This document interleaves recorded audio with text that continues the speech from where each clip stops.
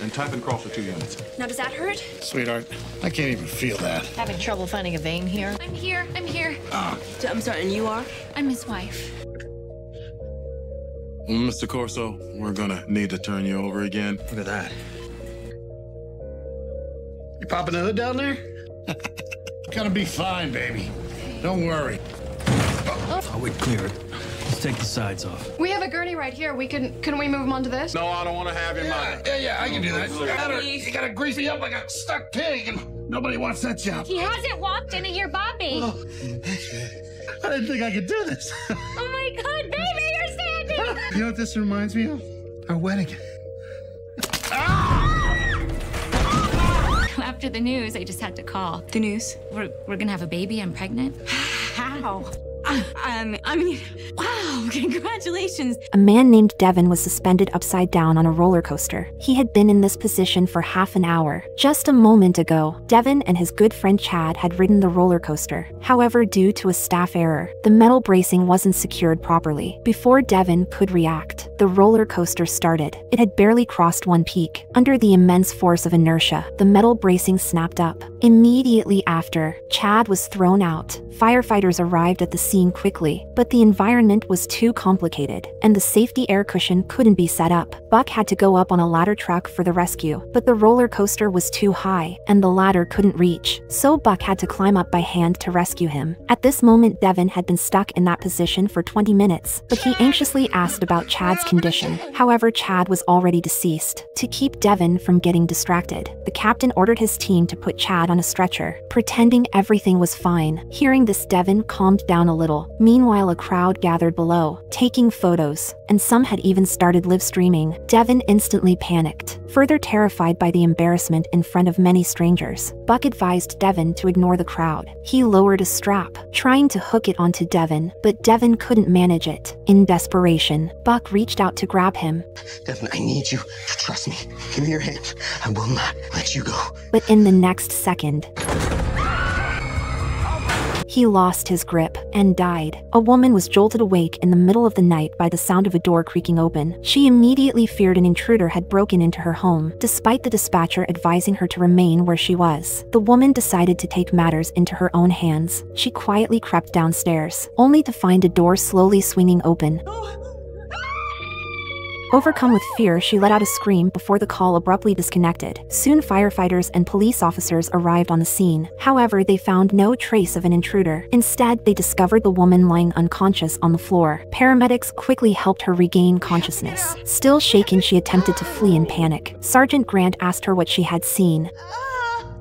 It wasn't a man, a monster. While Buck checked the kitchen, discovering scattered crumbs on the floor, cautiously he opened the pantry door, expecting the worst, only to find the monster the woman had described, a cute little raccoon. Relieved, they thought the situation was resolved. However, the next day another emergency call came in from the same address, this time from the woman's husband. He claimed there had been another break-in, but before more details could be gathered, a gunshot rang out.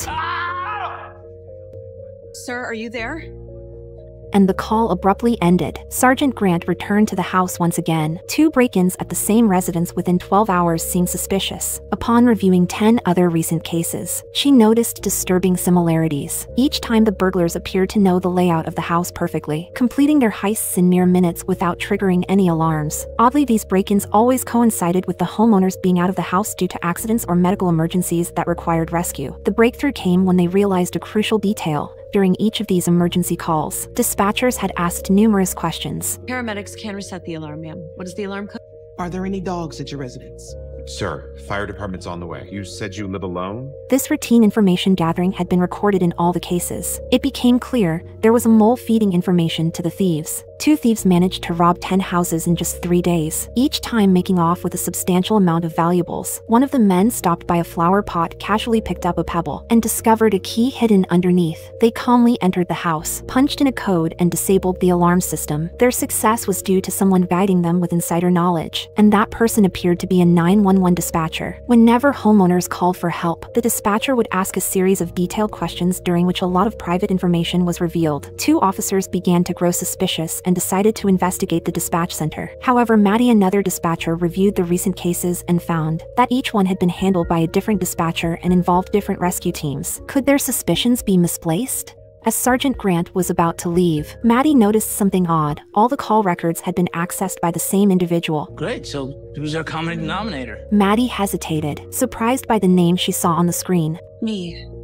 As a result, she was temporarily suspended. Feeling defeated, she retreated to the bathroom drinking to numb her sorrows. But her husband's words gave her a revelation. It's weird. It's not like you're logging in from a coffee shop or something. Someone close to her had stolen the security codes. The person she'd been in frequent contact with was her assistant Noah. Maddie subtly brought up the topic with him. Fired? Yeah, you know about burglaries. Maddie, they can't fire you. You didn't do anything wrong. I mean, I love this place. Helping people, saving lives. It's all gonna go away because of some stupid lost password. You didn't lose your password, Maddie.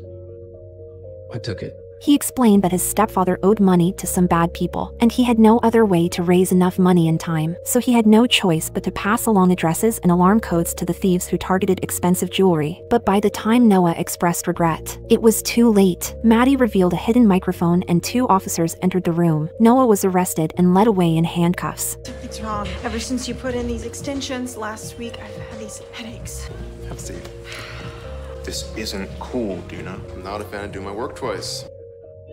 Oh my god. What? Easy. You got a pretty nasty bump on your head. Ma'am, I'm afraid your stylist is out of commission for the day. Then you have to help me. You put these extensions in a few days ago. I've had these blinding headaches. Hen, can you come and take a look at this? What? Just hold still. And aren't those... Whoa, Haggots! You did this to me!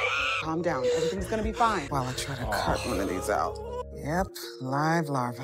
It's definitely an infestation. Okay, let's clean her up as best we can, get her ready for transport. Well, you had to get the hair from somewhere, right? You don't understand. It's so hard to find any real human hair right now. Where did you get the hair? You're Gregory Abwell of Abwell Mortuary? Yes. Is there a problem? We need to have a talk. About what? Coming in clear! No pulse. Dispatch, the driver's a black pack. Trucking company says there should be a second driver. I got him! We got you, sir. He's breathing, but barely. He's got minimal stings. O2 sets at 40. All right, checking his airway for obstruction.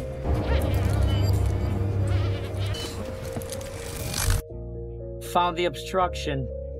Suction's up. Blood pressure's dropping. Willie, we're almost there. All right, that should do it. Lily, come on. Come on. There we go. O2 sats, back to 90. Why do I taste honey? I don't need to go to the hospital. Can we speak over here? I'm here to make sure our seniors aren't bullied into something they don't want. Bullied? We just want what's best for the patient. But Margot's mentally competent to make her own decisions, and it's my job to support her. You gonna make sure she's drinking enough water to keep her blood pressure up? You shouldn't be living alone. I'm sure Margot will call if she needs help again.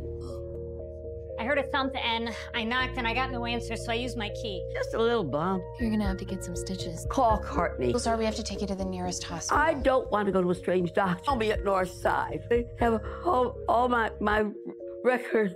She's out. Margot, see if you can squeeze both of my hands, honey. We gotta move. He had a stroke, is what happened. She has a request on file. It's my responsibility to speak for her. For you, my department chief with a direct order to transport Margot to Northside. Oh, great. Let me talk to him.